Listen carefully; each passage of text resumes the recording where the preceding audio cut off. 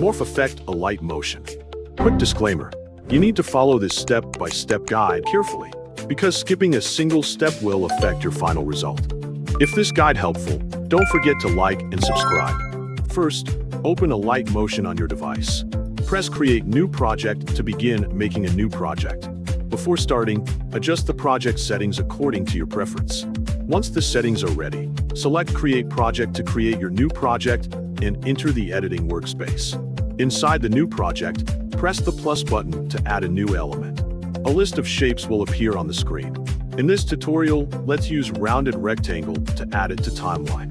After the shape has been added to the timeline, select Edit Shape to access the shape controls. Adjust the shape based on your preference until it looks the way you want. Next, open the Move and Transform section. Turn on the Position keyframe and move the rectangle wherever you like. For this tutorial, move the rectangle to the left side.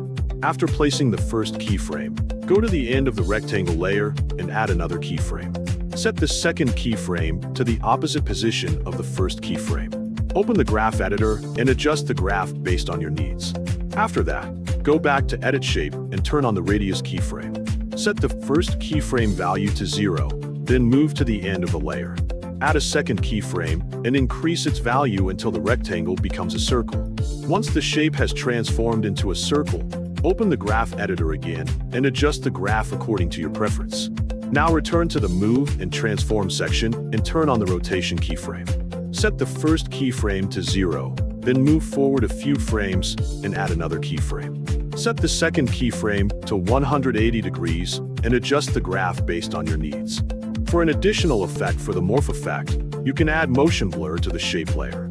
After completing all of these steps, you have successfully created the Morph Effect in Alight Motion and the animation is ready to use.